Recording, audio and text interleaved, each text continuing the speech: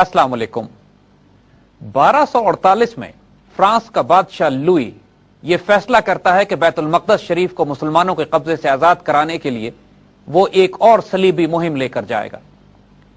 यह 7वीं सलीबी जंग के नाम से मशहूर हुई।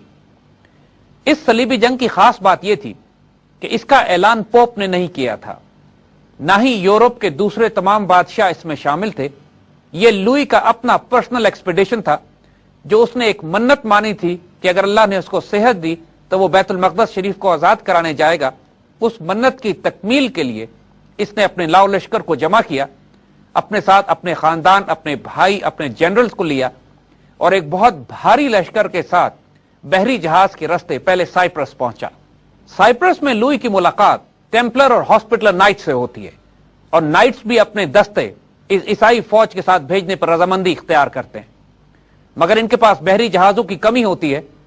तो लुई सिर्फ अपनी एक चौथाई फौज के साथ मिस्र की तरफ सेल करता है और बाकी तमाम फौज पीछे दूसरे जहाजों में कुछ अरसे के बाद रवाना होने वाली होती है। इस दफा सलीबियों का प्लान यह था कि पहले मिस्र पर हमला किया जाए और मिस्र को कैप्चर करके लेवेंट के रास्ते बैतुल मक़दस शरीफ की तरफ शाम में पेशकदमी की जाए। इससे पहले इनकी तमाम मिलिट्री एक्सपीडिशंस, आपको याद होगा कि पहले कुस्तुनतुनिया में जमा होती थी और कुस्तुनतुनिया से एशिया माइनर के रास्ते ये शाम और फलस्तीन पर हमलावर होते थे। लेकिन अब की दफा इस तब्दीली के बाद, इस नई जंगी हिकमत अमली को सामने रखते हुए, इस सलीबी फौज का पहला हदफ डमीटा का किला था कि जो अलेक्जेंड्रिया, जो कि मिस्र में बहुत बड़ी समुद्री पोर्ट और मुसलमानों का शहर था, इसके मशरिक में आबाद था। जब ये नेवल आर्माडा डमीटा के साहिल के पास पहुंचा है और इसने एम्फीबियस लैंडिंग की है, तो मुसलमान हैरान रह गए। मुसलमानों की इनकी आमद की कोई इत्तला नहीं थी और फौज किले के अंदर मौजूद नहीं थी।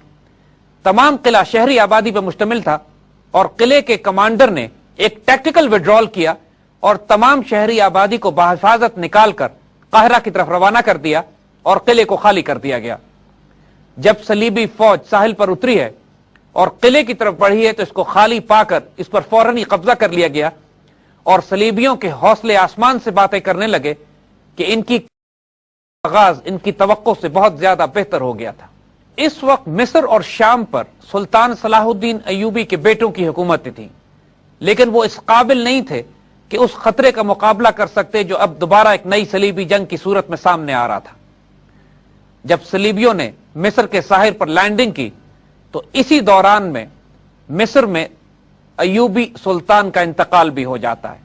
अब मुसलमानों के लिए यह दोहरी मुसीबत होती है। एक तरफ ताकत के लिए कशमकश शुरू हो जाती है और दूसरी तरफ सलीबी फौजें डमीटा का किला फतह करने के बाद काहिरा की तरफ पेशकदमी कर रही होती हैं। दरमियानी फासला तकरीबन 200 किलोमीटर का था, मगर डमीटा और काहिरा के दरमियान मंसूरा का किला भी आता था। मुसलमानों ने सलीबी एडवांस को रोकने के लिए मंसूरा के गिर्द अपने डिफेंसेस लगाए और मंसूरा और सलीबी फौज के दरमियान जो दरिया बहता था उसको हद फासिल बनाकर अपने मोर्चे कायम कर लिए।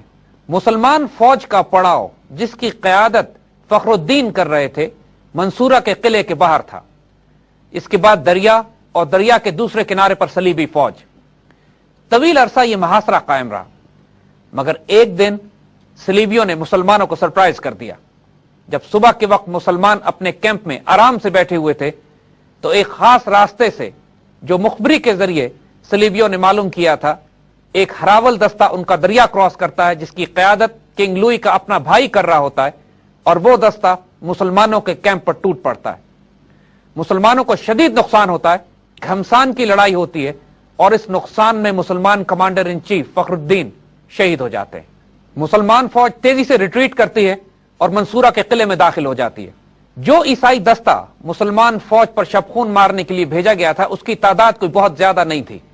जब किंग लुई को इस कामयाबी की इत्तला मिलती है तो वो अपनी फौज को हुक्म देता है कि फौरन दरिया पार किया जाए और इस दस्ते के कमांडर अपने भाई को हुक्म देता है कि इसी जगह इंतजार किया जाए जब तक कि बाकी सलीबी फौज दरिया पार करके यहां ना पहुंच जाए।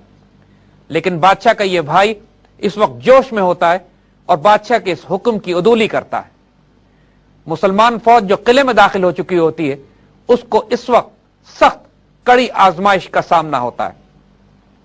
قاہرہ میں خلیفہ کا انتقال ہو چکا ہوتا ہے، شبخون کے ذریعے مسلمان کمانڈر ان چیف بھی شہید ہو جاتے ہیں، اور اس وقت مسلمان فوج کی قیادت اور اس کا نظم ایک نئے سپہ سالار کے ہاتھ میں آتا ہے، جو بعد میں تاریخ میں رکن الدین بیبرس کے نام سے یاد کیے جاتے ہیں۔ اس صلیبی کیمپین میں موجود برٹش ریجمنٹ اور ٹیمپلر اور ہاسپٹلر نائٹس بھی لوئی کے بھائی کو مشورہ دیتے ہیں کہ پچھلی فوج کا انتظار کیا جائے اور ہم چند ہزار کے دستوں کے ساتھ منصورہ میں داخل نہیں ہوتے، لیکن بادشاہ کا بھائی انکار کر دیتا ہے اور خود اپنی فوج کو لے کے منصورہ میں داخل ہو جاتا ہے۔ مجبوراً ٹیمپلرز اور ہاسپٹلر نائٹس اور برٹش بریگیڈ اپنے کاؤنٹ کے ساتھ منصورہ شہر کے اندر داخل ہوتی ہے۔ بیبرس اس وقت تک مملوک فوج کو ری آرگنائز کر چکے ہوتے ہیں اور ایک کاؤنٹر اٹیک کی اسٹریٹجی بھی ڈیولپ کر لی جاتی ہے۔ سب سے پہلا کام صلیبی فوج کے لیے منصورہ شہر کے اندر ایک ایمبوش لگایا جاتا ہے، شہر کے دروازے کھول دیے جاتے ہیں اور یہ تاثر دیا جاتا ہے کہ جس طرح مسلمان فوج شہر خالی کر کے جا چکی ہے۔ اپنے جوش میں یہ کئی ہزار فرینچ فورسز، ٹیمپلر اور ہاسپٹلر نائٹس اور برٹش بریگیڈ ایک ساتھ شہر میں داخل ہوتے ہیں اور شہر کی تنگ گلیوں میں ٹریپ ہو جاتے ہیں۔ منصورہ شہر کی تنگ گلیوں میں صلیبی فوج کو پھنسانے کے بعد بیبرس کاؤنٹر اٹیک کا حکم دیتے ہیں۔ شہر کی آبادی بھی شامل ہو جاتی ہے، جو مکانوں کی چھتوں سے گرم تیل اور پتھر صلیبیوں پر برسانے لگتی ہے۔ اس قدر مکمل سلاٹر ہوتا ہے صلیبی فوج کا کہ 300 برٹش نائٹس میں سے صرف 5 جان بچا کے بھاگ سکتے ہیں۔ کنگ لوئی کا بھائی اور ہاسپٹلر اور ٹیمپلر نائٹس تمام کے تمام منصورہ شہر کی گلیوں میں ذبح کر دیے جاتے ہیں۔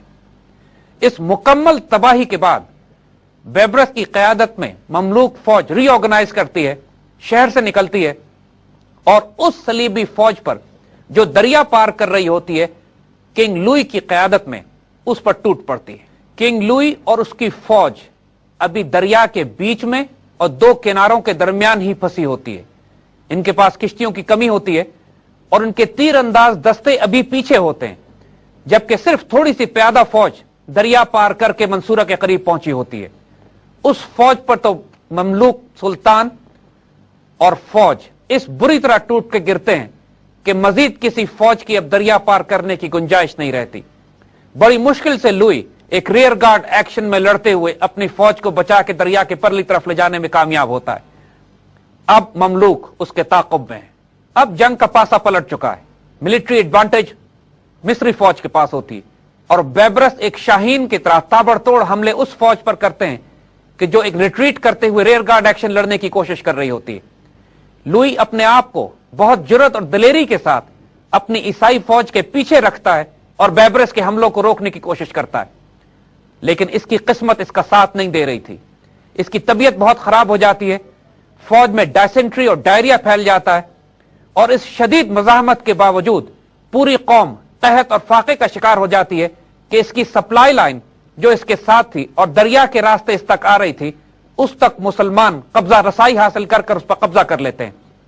اب صلیبی فوج چاروں طرف سے گھیرے میں ہوتی ہے اور بادشاہ اس قدر بیمار ہو جاتا ہے کہ اس کے پاس مزید لڑنے یا پیش قدمی کی بھی طاقت نہیں ہوتی۔ چاروں طرف سے گھری جانے والی یہ صلیبی فوج اب مسلمانوں کی آخری یلغار کا انتظار کرتی ہے اور بادشاہ کو ایک مکان میں رکھ کر اس کے باڈی گارڈ دستے اس کے آخری دفاع کی تیاری کرتے ہیں۔ بادشاہ اپنے ایک جنرل کو بیبرس کے ساتھ پیس ٹرمز ڈسکس کرنے کے لیے بھیجتا ہے، لیکن کمانڈ اور کنٹرول اس بری طرح ٹوٹ چکا ہوتا ہے اس صلیبی فوج کا اور اس قدر افواہیں اور کنفیوژن گردش کر رہی ہوتی ہیں کہ اس کاؤنٹ کو یہ پیغام ملتا ہے کہ بادشاہ نے سرنڈر کرنے کا حکم دیا ہے اور تمام صلیبی فوج ایک غلط فہمی کی بنیاد پر بیبرس کے آگے ہتھیار ڈال دیتی ہے۔ بادشاہ لوئی اپنے تمام جنرلز اور فوج کے ساتھ زندہ گرفتار کر لیا جاتا ہے۔ اب صرف ڈیمیٹا کا قلعہ صلیبیوں کے پاس رہ جاتا ہے اور بادشاہ لوئی کی ملکہ اپنے تھوڑے سے نائٹس کے ساتھ اس قلعے کی حفاظت کے لیے رہ جاتی ہے۔ مگر مسلمانوں کی مشکلات بھی کم نہیں تھیں۔ قاہرہ میں سلطان کے قلعے میں بار بار بغاوت ہوتی ہے اور سلطان قتل بھی ہو جاتے ہیں اور اس کے بعد یکے بعد دیگرے کئی سلطانوں کو بٹھایا جاتا ہے۔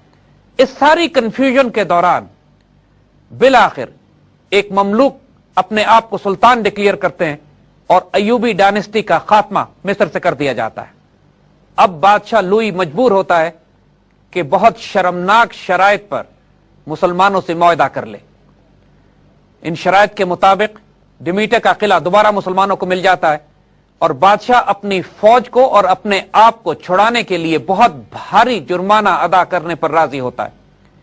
یہ پیسے بادشاہ کے پاس ہوتے نہیں، لہذا اس کی پوری فوج کو یرغمال رکھ لیا جاتا ہے اور بادشاہ کو چھوڑ دیا جاتا ہے کہ یہ دوسری عیسائی ریاستوں اور اپنے ملک سے رقم منگوا کر مسلمانوں کو ادا کرے۔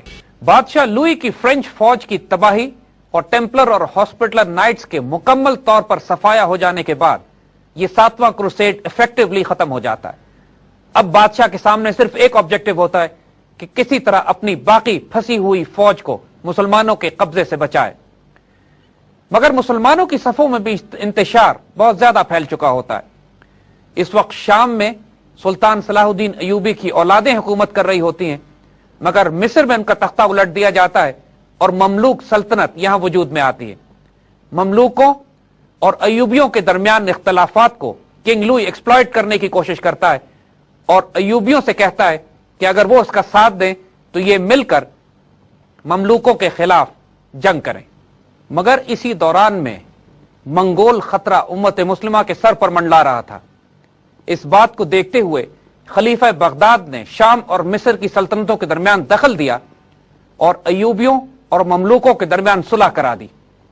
اس صلح کے نتیجے میں صلیبیوں کے وہ تمام خواب چکنا چور ہو گئے کہ جو مسلمانوں کے آپس کے اختلافات کا فائدہ اٹھا کر حاصل کرنا چاہتے تھے۔ نتیجتاً 7ویں صلیبی جنگ یہاں ختم ہو جاتی ہے۔ کنگ لوئی اپنی تمام بچی کچی فوج کو ساتھ لے کر بحری جہازوں کے ذریعے واپس اپنے ملک روانہ ہو جاتا ہے۔ 1270 میں ایک دفعہ پھر کنگ لوئی نے اپنی اس ہزیمت اور ذلت کا بدلہ لینے کے لیے ایک اور صلیبی جنگ کا آغاز کیا، لیکن اب کی دفعہ وہ مصر کے قریب بھی نہ پہنچ سکا اور ایک غلط فہمی کی بنیاد پر تیونس جا پہنچا، جہاں اس کا انتقال ہو جاتا ہے۔ اسی طرح یہ 8ویں صلیبی جنگ جو کنگ لوئی ہی نے شروع کی تھی وہ بھی اپنے اختتام کو 1270 میں پہنچ جاتی ہے۔ اسی طرح 1271 میں انگلینڈ کا بادشاہ 9th کروسیڈ لانچ کرتا ہے، لیکن وہ بھی بغیر کسی مقصد کو حاصل کیے ختم ہو جاتی ہے۔ اب ایفیکٹولی وہ تمام صلیبی جنگیں جو مسلمانوں کے خلاف پچھلے 150 سال سے جاری تھی 9ویں کروسیڈ کے بعد مکمل طور پر دم توڑ دیتی ہیں اور اب مسلمان شام، فلسطین اور اس کے تمام علاقوں سے صلیبیوں کو باہر نکال دیتے ہیں۔ یہ تمام کام بھی آنے والے وقتوں میں سلطان بیبرس کے ہاتھوں ہی انجام پاتا ہے۔ مگر اب ہم اپنی توجہ تھوڑا سا تاریخ میں پیچھے جاتے ہیں کہ جب 8ویں صلیبی جنگ 1254 میں کنگ لوئی کی صلیبی جنگ مکمل طور پر ختم ہو جاتی ہے، اب مسلمانوں کی توجہ منگول خطرے کی طرف ہوتی ہے۔ آپ کو یاد ہوگا کہ 1258 میں ہلاکو خان کی فوجیں بغداد کو تباہ و برباد کرتی ہیں اور اس کے بعد آگے بڑھتے ہوئے شام اور مصر کی سرحد پر پہنچ جاتی ہیں۔ بیبرس اس وقت مملوک فوج کے کمانڈر ان چیف کی حیثیت سے مسلمان فوجوں کی قیادت کر رہے ہوتے ہیں اور سلطان قطز مصر کے تخت پر براجمان ہوتے ہیں۔ ہلاکو خان جب اپنی فوجوں کے ساتھ مصر کی سرحد پر پہنچتا ہے تو سب سے پہلے اپنے کچھ سفیر ایک انتہائی ذلت آمیز خط کے ساتھ سلطان قطز کے پاس روانہ کرتا ہے۔ اس خط میں اس نے نہ صرف مسلمانوں کی توہین کی بلکہ اللہ اور رسول صلی اللہ علیہ وسلم کی شان میں بھی گستاخیاں کی۔ وہ خط اس قدر توہین آمیز تھا کہ سلطان قطز جلال میں آ کر ان سفیروں کی گردنیں اڑا دیتے ہیں۔ منگول قانون کے مطابق اس سے زیادہ بڑی توہین ان کی سلطنت کی نہیں ہو سکتی تھی کہ اگر ان کے سفیر کی گردن اتار دی جائے۔ ہلاکو خان 3 لاکھ کے لشکر کے ساتھ آگے بڑھتا ہے اور مصر کی سرحد پر عین الجالوت کے مقام سے کچھ پیچھے پہنچ جاتا ہے۔ مسلمان فوج صرف 20,000 ہوتی ہے اور اس کی قیادت رکن الدین بیبرس کمانڈر ان چیف کر رہے ہوتے ہیں۔ مسلمان فوج اور منگول لشکر کے درمیان طاقت کا توازن 1 اور 15 کا تھا۔ مسلمان امت اور ملت کا مستقبل اب خطرے میں پڑ چکا تھا۔ پوری مسلمان دنیا کو تاراج کرنے کے بعد مصر اب ایک آخری قلعہ تھا کہ اگر یہ بھی فتح ہو جاتا تو اس کے بعد نارتھ افریقہ اور اندلوسیہ تک منگولوں کو روکنے والا کوئی نہیں تھا، اور پھر شاید مکہ اور مدینہ تک ان کی یلغار کو نہیں روکا جا سکتا تھا۔ یہ تاریخ کا ایک ڈیسائسو مومنٹ تھا کہ اس میں شکست کی صورت میں ملت اسلامیہ کا نام و نشان مٹ جاتا. اللہ تعالیٰ کو بالآخر مسلمانوں کی حالت پر رحم آتا ہے اور ایک فیصلہ کن ڈیسائسو ڈیوائن انٹروینشن ہوتی ہے جو اس جنگ کا پاسا پلٹ دیتی ہے. ہلاکو کے پاس منگولیا سے اطلاع پہنچتی ہے کہ اس وقت کا خان مر چکا ہے اور نئے خان کے انتخاب کے لیے ہلاکو کا وہاں پہنچنا فوراً ضروری ہے. ساتھ ساتھ ہلاکو کو یہ بھی خبر ملتی ہے کہ اس کا بھائی جو منگول فوجیں لے کر روس، داغستان، چیچینیا اور وولگا ریجن کی طرف بڑھا تھا، وہ وہاں پر مسلمان فقراء اور درویشوں کی صحبت سے متاثر ہو کر مسلمان ہو چکا ہے. یہ دو وحشتناک خبریں ہلاکو کو اس وقت پہنچتی ہیں کہ جب عین الجالوت کی جنگ شروع ہونے میں تھوڑا ہی وقت رہ جاتا ہے. عین جنگ سے پہلے تقریباً 3.25 لاکھ کا لشکر لے کر ہلاکو واپس لوٹ جاتا ہے منگولیا کی طرف، اور اس کے بعد مسلمانوں اور منگولوں میں طاقت کا توازن تقریباً درست ہو جاتا ہے. مسلمان 20,000 فوج اب 3 لاکھ منگولوں کے مقابلے کے بجائے تقریباً 40,000 منگولوں کے مقابلے پر آتی ہے اور ایک شدید فیصلہ کن جنگ کی تیاری کر لی جاتی ہے. شام اور فلسطین کے علاقوں میں داخل ہونے کے بعد ہلاکو نے اپنا مرکز آج کے لبنان میں بنایا ہوا تھا. جب مسلمانوں کی مملوک فوج مصر سے نکل کر پیش قدمی کرتی ہے لبنان کی طرف، تو دوسری طرف سے منگول جنرل قطبوقہ نے بھی اپنی فوج کو لے کر پیش قدمی کی. مگر اس سے پہلے ایک لانگ رینج فائٹنگ پیٹرول منگولوں نے آگے روانہ کیا کہ جو سلطان بیبرس کی فوجوں سے عین الجالوت کے مقام کے قریب ٹکرایا. اس منگول فوج کے ایک ایک فرد کو مسلمان فوج نے کاٹ کے رکھ دیا. رکن الدین بیبرس بھی مسلمان فوج کے ہراول دستے کے ساتھ آگے بڑھ رہے تھے اور ان کا تصادم بھی منگول فوج کے ہراول سے ہوا. پیچھے سے آنے والی قطبوقہ کی فوج اپنے جنرل کی قیادت میں جب اس نے اپنے ہراول کی تباہی دیکھی تو وہ وحشت سے دیوانی ہو گئی اور قطبوقہ یہ سمجھ بیٹھا کہ شاید بیبرس جس ہراول دستے کی قیادت کر رہے ہیں یہی مکمل مسلمان فوج ہے. اس سے پہلے مسلمانوں نے جنگی حکمت عملی یہ ڈیولپ کی کہ ارادہ یہ تھا کہ پوری منگول فوج کو ایک نیرو وادی کے اندر ڈرا کر لیا جائے، جس وادی کے چاروں طرف پہاڑی مورچوں کے پیچھے اصل مسلمان فوج چھپ کے بیٹھے گی، اور جب بیبرس آگے بڑھ کر قطبوقہ کی فوج سے ٹکرائیں گے تو تاثر یہ دیں گے کہ مسلمان شکست کھا کر پیچھے ہٹ رہے ہیں، اور اس طرح دھوکے سے تمام منگول فوج کو اس وادی کے اندر لے آیا جائے گا جس کے چاروں طرف مین مسلمان فوج ایمبوش لگا کر بیٹھی ہوئی ہے. یہ وہ ٹیکنیک ہے کہ جو خود منگول استعمال کیا کرتے تھے. جب تصادم ہوتا کسی بڑی فوج سے تو یہ ظاہر کرتے کہ جیسے ان کو شکست ہو رہی ہے، پیچھے ہٹتے، اور فوج جب ان کے تعاقب میں آتی تو چاروں طرف سے چھپی ہوئی منگول فوج اس تعاقب کرنے والی فوج کو تباہ کر دیتی.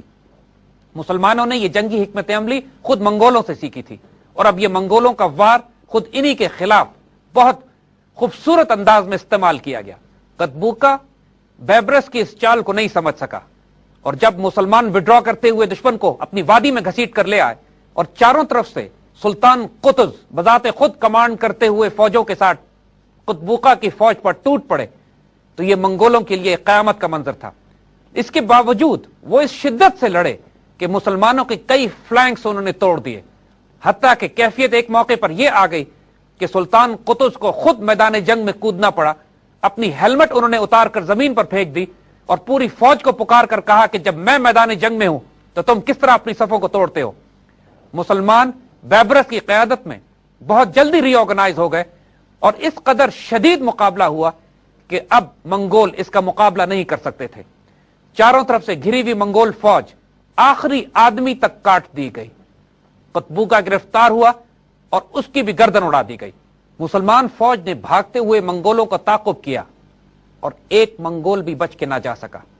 جو ہی مسلمانوں کی اس فتح کی خبر پوری شام میں پہنچی ہے، مسلمانوں نے ہر اس قلعے میں بغاوت برپا کر دی جس کے حکمران منگول تھے اور چند ہی دنوں میں پورا شام منگول تسلط سے آزاد کرا لیا گیا.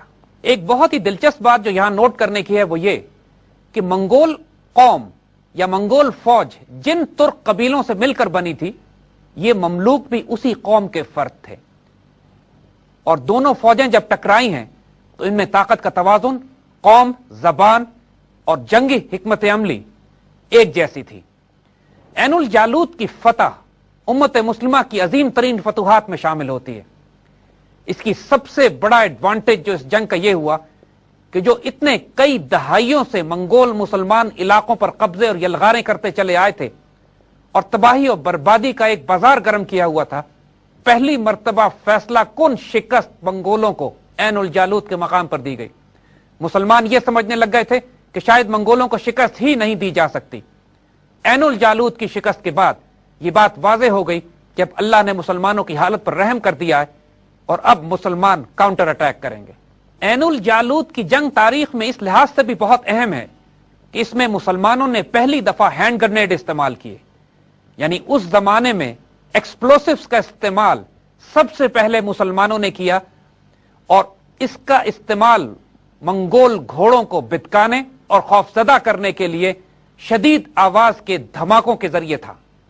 یہ نئی ٹیکنالوجی مسلمانوں نے جدید ایجاد کی تھی کہ مختلف کیمیکل، سلفر اور کوئلے کو ملا کر ایکسپلوسیو گن پاؤڈر بنایا جائے، اور اس کا استعمال پہلی دفعہ عین الجالوت کی جنگ میں کیا گیا۔ عین الجالوت کی فتح کے بعد سلطان بیبرس مملوک فوجوں کو لے کر شام فتح کرتے ہوئے اناطولیہ میں داخل ہو گئے، اور منگولوں کی اس فوج کو جو اناطولیہ میں قائم تھی اس کو بھی تباہ و برباد کیا۔ یہاں پر ایک غیر معمولی واقعہ اور بھی ہوتا ہے کہ صلیبی منگولوں کے ساتھ اتحاد کرنے کی کوشش کرتے ہیں مسلمانوں کے خلاف۔ فلسطین کے ساحل کے پاس کئی صلیبی قلعے ابھی بھی موجود تھے۔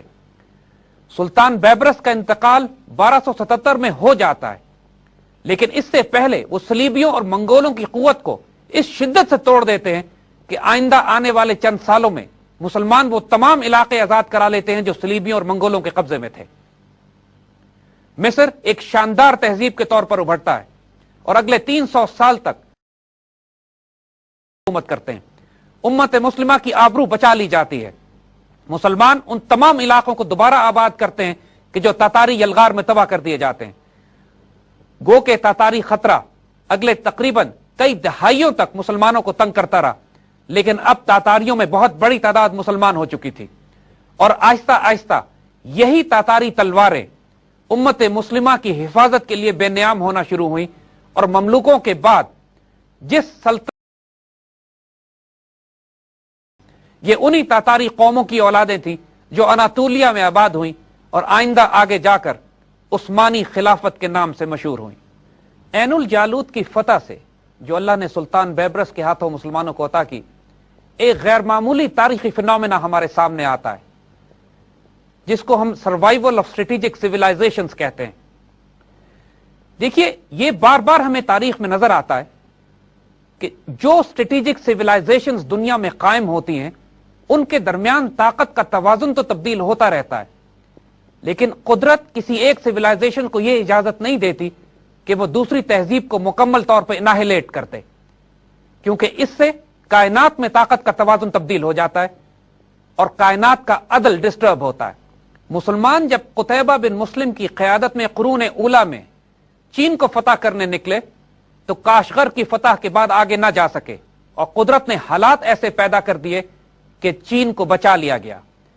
اسی طرح جب مسلمان اسپین فتح کرتے ہوئے فرانس میں داخل ہوئے تو فرانس کی سرحدوں پر بھی مسلمانوں کو روک دیا گیا اور یورپ کو مسلمانوں کی یلغار سے بچا لیا گیا۔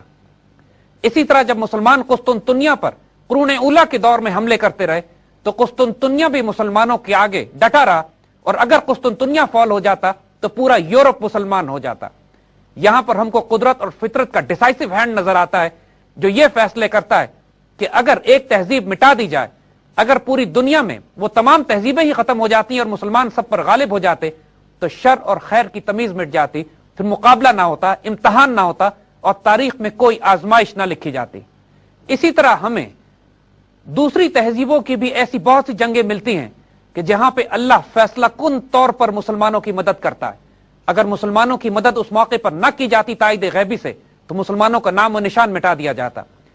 جس طرح جنگ بدر کے موقع پر حضور صلی اللہ علیہ وآلہ وسلم نے اللہ سے درخواست کی تھی کہ یا اللہ اگر اس جنگ میں مسلمان شکست کھا گئے تو قیامت تک آپ کا نام لینے والا کوئی نہ ہوگا۔ اس طرح کی کئی جنگیں تاریخ اسلام میں ہمارے سامنے آتی ہیں کہ جہاں پہ اللہ تعالیٰ ڈیسائسولی مسلمانوں کی مدد کرتا ہے، چاہے وہ جنگ زلاقہ ہو کہ جو یوسف بن تاشفین نے لڑی، چاہے وہ بیٹل آف مینزیکرٹ ہو جس میں اللہ پرسلان بائزنٹائنز کو شکست دیتے ہیں، چاہے وہ جنگ یرموک ہو جہاں ڈیسائسولی بائزنٹائن امپائر کو سیریا میں شکست ہوتی ہے، اور اسی طرح کی جنگوں میں جالوت کا شمار ہوتا ہے۔ عین الجالوت کی شکست کی صورت میں نام و نشان مٹا دیا جاتا۔ یہاں پر ایک ڈیسائسو انوالومنٹ ڈیوائن پلاننگ کی ہم کو نظر آتی ہے۔